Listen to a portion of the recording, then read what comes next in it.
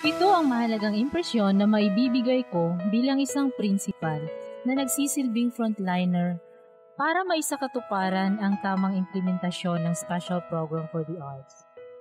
Ang presensya ko sa training na ito ay nagsisilbing inspirasyon para sa mga teachers at para na rin mabuhayan din sila ng loob at maipaalam sa kanila ang total support ng mga principal sa endeavor na ito. Ipinapaalam lang namin ang mahalaga naming papel na ginagampanan para maisakatuparan ang goals ng Special Program for the Arts. Noong day 1 pa lang, matapos ipinakilala sa amin ang aming resource speaker, at nung nalaman ko ang mga katangian at eksperto ng mga kasamahan ko, na itatanong ko agad sa sarili ko, do I belong to this right group? Knowing na wala po akong higit na kaalaman, kagaya ng mga kasamahan ko.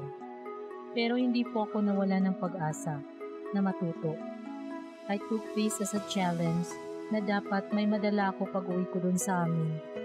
May madala akong kaalaman para may pamahagi ko sa mga guro na sila rin yung magpapamahagi sa kaalaman nito para sa mga bata, lalong-lalo na sa mga estudyante namin sa SPA Media Arts.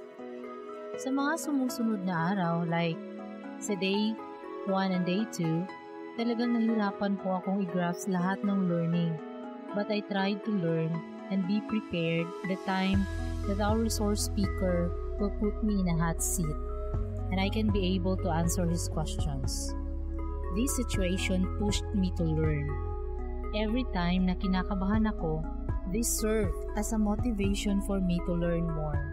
Sir Nick is such a genius. Day 3 ng workshop namin was indeed very memorable. Dahil dito, nakita ni Sir Nick ang aking presensya sa klase. Hindi ko po inaasahan na lahat ng kwento na maaring gawing film, ang story po na na-share at nailahad ko ang napili. At naging basihan ito sa buong araw ng workshop. Nagkaroon ako ng matinding realization na mayroon pa pala akong matututunan. At sa grupong ito ng Media Arts, na-realize ko na pinapahalagahan pala ang bawat idea, tama man o mali, at kung paano maitama ang sarili mong kamalian.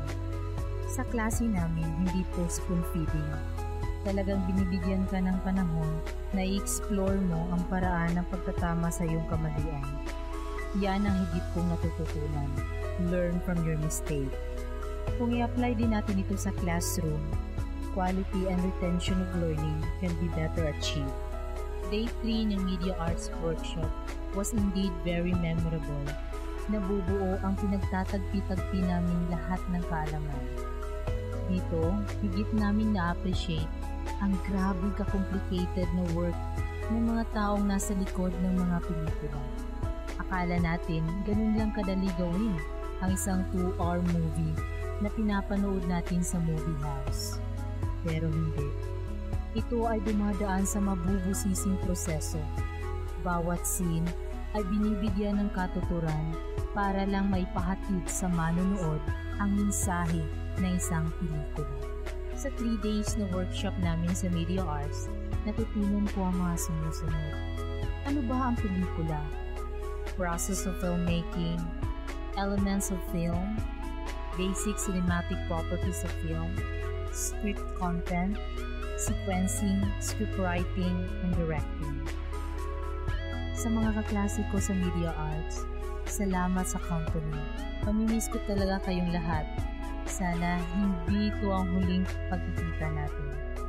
Sa training organizer, especially to Sir Ronnie and Ma'am Eva, thanks for organizing a training like this. It's all worth it. And we feel we belong to this group. Sa inyong lahat, maraming salamat po at sa muli nating pagkikita.